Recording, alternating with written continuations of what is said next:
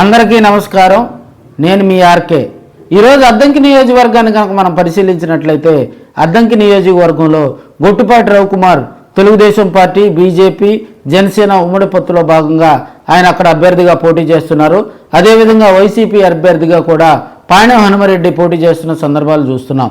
వీరిరువురు కూడా ఒకరి మీద ఒకరు విమర్శనాస్త్రాలు గుప్పించుకుంటూ కూడా ప్రచార కార్యక్రమాలు, ఆత్మీయ సమావేశాలు ఏర్పాటు చేసుకొని ముందుకు సాగుతున్న పరిస్థితులు కనుక చూస్తున్నాం.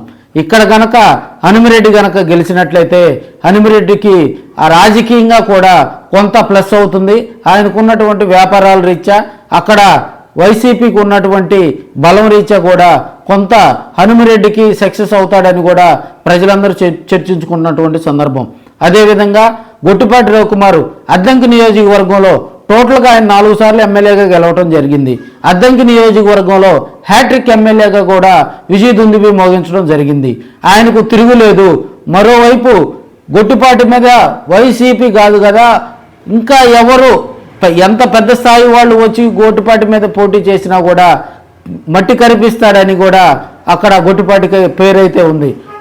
ఆ విధంగా కేడర్తో ఆయన దూసుకొని పోతూ ప్రజలతో మమేకం అవుతూ టీడీపీ సంక్షేమ పథకాలు కూడా ఆయన గతంలో ఎమ్మెల్యేగా చేసినప్పుడు, ప్రస్తుతం ప్రతిపక్షంలో ఉన్నా కూడా సంక్షేమ పథకాలు ప్రజలకు చేరే విషయంలో కూడా కార్యకర్తలకు ఏదైనా ఇబ్బంది వచ్చినప్పుడు కూడా రవికుమార్ అందరికీ సపోర్టుగా ఉంటాడని కూడా మంచి పేరైతే ఉంది.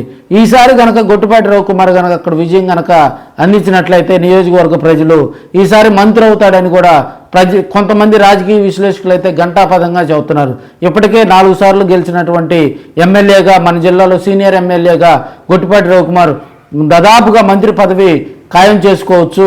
ఫస్ట్ విడతలోనే మంత్రి పదవి క్యాబినెట్లో తన కళాన్ని కూడా గొట్టుపాటి రవికుమార్ వినిపించే అవకాశం గొట్టుపాటికి దక్కిందని కూడా అందరూ చర్చించుకున్నటువంటి సందర్భం చూస్తూనే ఉన్నాం. ఈయన క్యాస్ట్ ఈక్వేషన్తో పాటు సీనియర్ ఎమ్మెల్యేగా ఒక నియోజకవర్గంలో 4 సార్లు గెలిచినటువంటి ఎమ్మెల్యేగా కూడా ఈయనకు కీర్తి రావడంతో పాటు మంత్రి పదవి కూడా దక్కే అవకాశాలు ఉన్నాయని కూడా ప్రజలందరూ చెప్పుకుంటూ ఉన్నారు.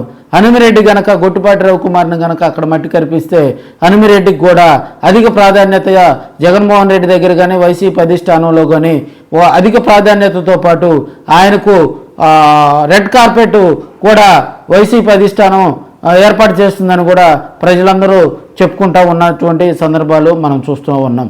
ఇదండి అద్దంకి నియోజకవర్గంలో జరుగుతున్నటువంటి తాజా రాజకీయ పరిస్థితులు. మరో వీడియోతో మళ్ళీ కలుద్దాం. అంతవరకు సెలవు. నమస్కారం.